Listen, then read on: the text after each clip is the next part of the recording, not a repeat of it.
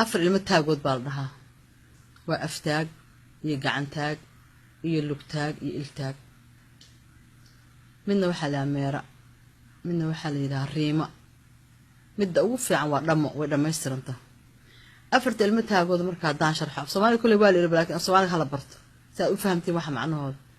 iltaag waxaa la yiraahdaa naagta aan qanaaco ku lahayn waxa Ilaahay siiyay waxay fiiraysaa dadka kale waxa haystaan waxay fiiraysaa reerka dariska la waxa haystaan waxaa laga yaabaa iyadoo alaab qaali u taalo ama ninkeedu nin fiican oo keenaa yahay inuu soo muuqalo iltaag maarta faarax marka aad alaab wada hebla alaabta loo dhigay maaragta Allah ilaahay rabbi waa taasoo kale igsi ilaahay yaa ninkaas kan ninkeedii baan u muuqan gurigeedii baan u muuqan wax kale waxa haysto uma muuqdaan ilaahay horta waa dabeecadna naga gooy marka gabadha iltaag dabeecadda hadaa leedahay laga bilaabo maanta iska goo waxa xun waa iska reebaa waxa ku soo aftaag afraad soo careysanta wax dilay mataqaan jinatun bay leedahay doobirna waa qosay doobirna waa careysanta marka hada aftaag tahay hada maxaa la yiri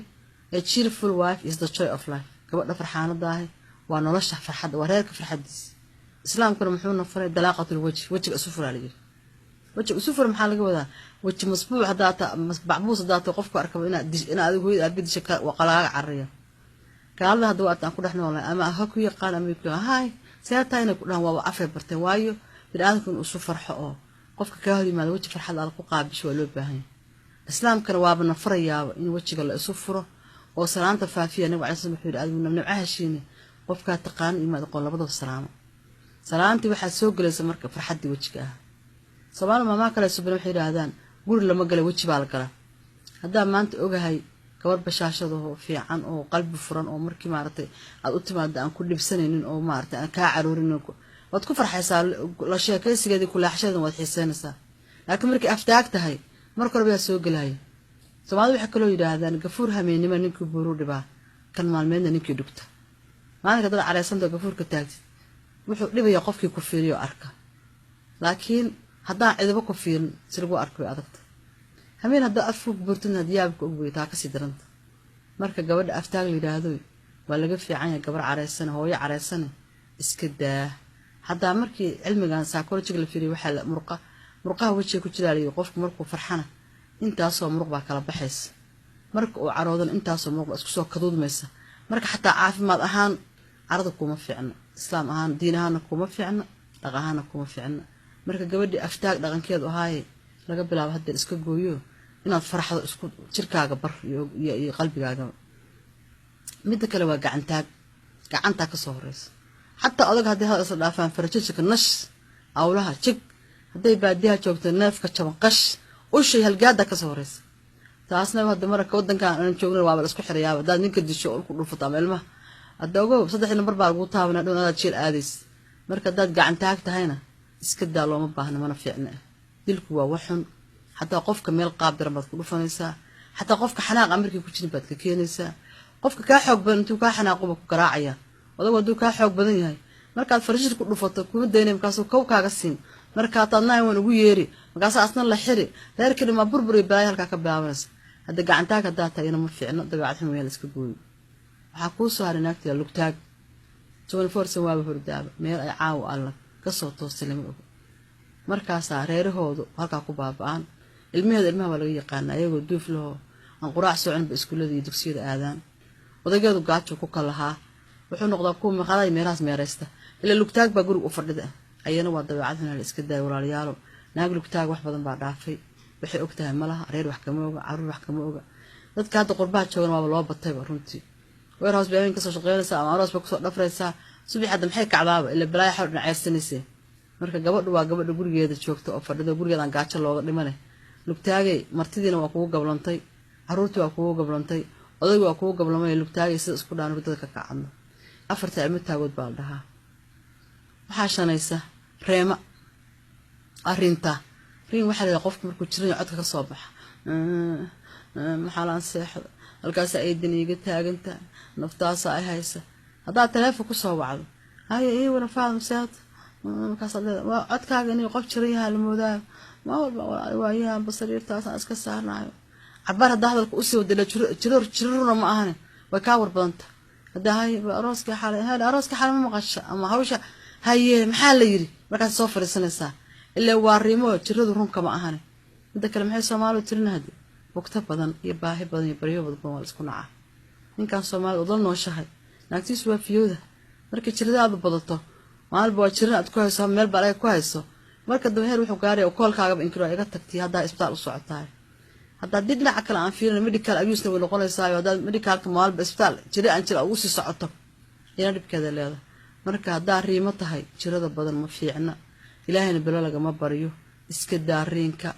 عاف ما السويل شركة في الفرعون الجلي حتى جرى قف كان كرانول إنه وحرا مرب قبر شقشقه عن جرين وأرديس إن نقطع الربا نين كان بني آدم برشة أسك صدرت إن شاء الله فيه سما هذا مركز بوقتك بحويده صباح دم وحلا والله إسلام تان شراك بحويده صاحي لما نقانه ما نقدر وحلا يا سدح هذا جوه سوى حالك حتى كوسا قبل لكن أنا سألت هاي ريمد هذا بدن يرفعت كاج بدن مركب وحنا قبل الريمد رفع أنا ريمد إسكتها وحكوا صار ميرا قبل لو بدني هذا ميرا وحالها ساكب بحضي عاوز وهي نسا دي باديها شوكته كل جد والسكي قانا وحرها هرصده عروتها كوتب كعيارته إلا وأقول لك مغيو يأكله دي مقالة شوكته عيالك جيم كعيار ده تقول له ساقشوا بير البر كتورن يكوب كتورن يكبت التورن عيالك إصدامر يا حافظ أو هالكاد نور بحور من تو أنت كعول ويلك حق القطة واليابسة محانا اللي يجينا قبل لما هو اللي لما يسمر كي قبل يد جورست وحتره هايو نك جورست بتنسى ماله إنن بني آدم ويد قبل أسفل وصومالي ما هي بعتره هايو مالنتي إيش يستهمين كنا سنكيس معناها مالنكي قولي هجاكسن أديجو هجاكسن أديك وضع قرحون هيدا أركيتري همين كنا حتى أديجو عرفوني قولي عرفوني ما عرفون سيح بيتري هذا الكلام حاميرة هديت يقول ما عرفنا السبب كم قنطة هاي سوما قاسو كوكفايا بين برك عيالات وكتكين لا عيالك حافظة عرض أسرية مركب ميراي أنه وحن كلنا كروه كحصل دلنا بحيث إنه يسكت وريك ميرا ولا نفترض كي قبته سيدا اسكودان وحكوا صوت قبل لي لما وقف لما يستر وقتين لما وقف لما يستر ما وريكتو ما تشرب بدنا محن كرا مساحة لوك تاج ما أهن ما عرس إنه أفتاج ما أهن التاج ما هو درس كم في رصة إلهي سبحانه وتعالى قاعد تاج مودد محمد الشو ما قبر لما يستر مروءة هذا واحد لما ما كرا رهيسة ناقص مروءة معه يا every woman is a lady alda lady واحد مروء قبر مروء ده marka gabdhaheena waxaan filayaa gabdhaha Soomaaliyeed waxaan leeyahay marwooyin noqda kuwa hooyooyinkood ku dayda noqda kuwa ku samra dhibka noqda kuwa Ilaahay subxaanahu wa ta'aala inta ka cabsada guryahooda ku maamula sida Ilaahay yiri noqda Soomaaliyeed waxay tiraa gaangaambiya guri waa haween hooyadu haday hooyo fiican tahay ninka xataa kala dadsanaysa lama arko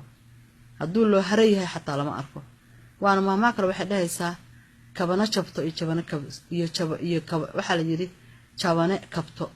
iyo kabana jabis naag walbadaas kabana jabto mid miskiin oo kala daadsan oo loo har ah bay heshaa markaas ay u jafjafayso oo waxa uu qarnayso waxay ka soo saartaa ninka dadka ugu fiican taas marka nin kala jabnaa way soo arursaa midna maxay noqotaa mid asagu arursana oo shaqaysanaya oo nin karmeed ah oo ordayay ay kala tuurtaa hadda waayaan waxa arkaysaa kuwa abaay hadduu xoolo tabcado naakal u guursanaya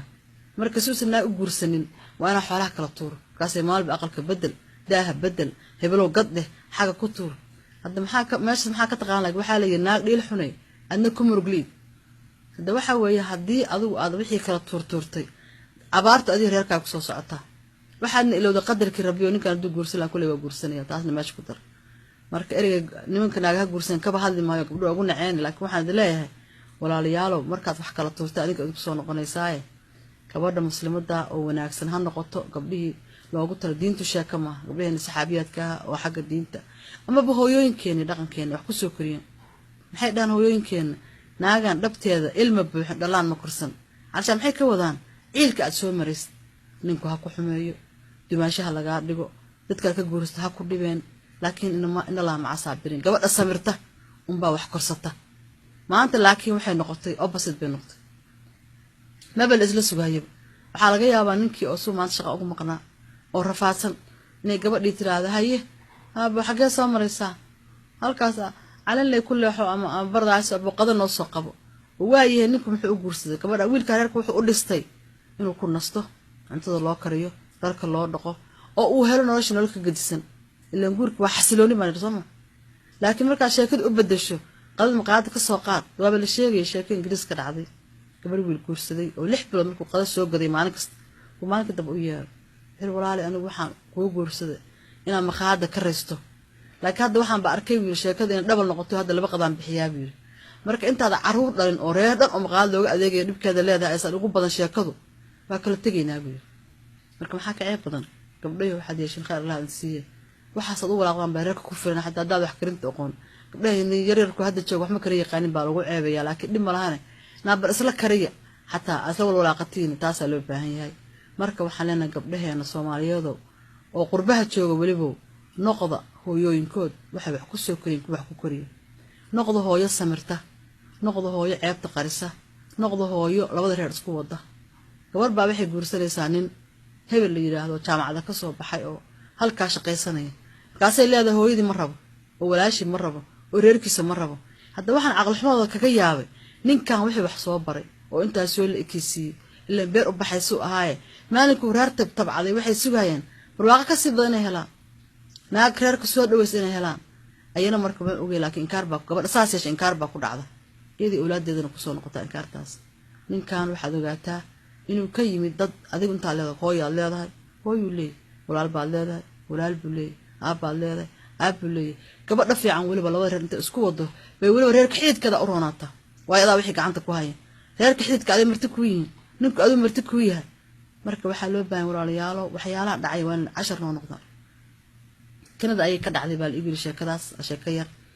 gabar baa waxaa la yiri waxa uu sadohdeed kaasay waxay tiri ma dhacayso in ila noolaato islaanta anu guri ka heshiin misaasaha nin fiican oo fariid u ahaa wiilka gabadha qabay wuu ka xiyay hooyadiis guriga u kireeyay halkaas u dajiyay ayada markay wax qabtaan guul gaartay madda sadohdii ceyrisay hadda waxaa la yiri ilaahay subhanahu wa ta'ala xaq waa og yahay maalinka dambe hooyada timi habeenkii markii hooyada timi subaxii ma hooyadana lama joogayso ma hooyada ha waa soo waalatay hooyada wada la joogaysa wala ma waalan bir guriga hadaan leen hooyada ma joogayso ma ogeyn hooyada shil ceyris waa ilowd hadii bar meesha waxa dhacday gabartii tir hooyana keen anigu maanta wixii hooyada guriga joogi mis ha gacanta qabsat nabaday buu magaalada waa suuq shakadii ka shaqaysay waninkii heblaha saddex buu guriga ka ceyriyay kaasa gogol loo dhigto leeyahay heblo maxaa kugu dhacay maanta saddexda aan ceyriso wuxuu yiri gabadhan u yeero oo shalay hooyada ba ceyriso yiri oo inta ila noolaan mees wata guriga aan ku kareeyay oo ku biila aan tabarteeda ahayn marka hadii maanta hooyada ay timid anna waxaan tusayay buu yiri hooyada xanuunkeeda tusayay anu saddexda ma garan waayeen inaan ceyrin laakiin xanuunkan tusayay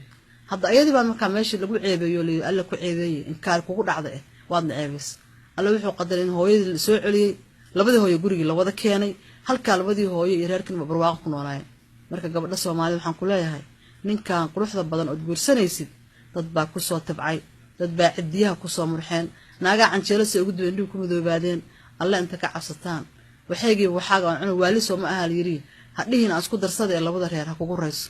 gabadhaas duco qaadata gabadhaas noqoto midii barwaaqooda oo walaas ciida dhashay laakiin hadaa tiraahdo aabiisna ma rabo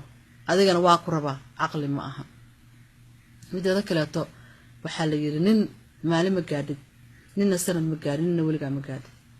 nin maalin ma gaartid baa yiri oo ninka gaadidkaas waa gor dadku sida hadda fasiliska la salama haysanin markii meel lagu shiraayo geed halkaas magac la lagu shiri jiray markuu aan faras la soo fuuro marka ninka faras kale maalinka uu ka horeeyo adigu aad soo lugeynayso ninka xoolihiisu naqa ka hordagaana sanadka uu ka horeeyo ila naqiba xoolihiisa ka hordagana waa ka hordaaqeen ninna waliga ma gaadid baa ninka kaanaag fiican waxaad ogaataan gabadha fiican waxa weeye waa wax lagu xisaabtamo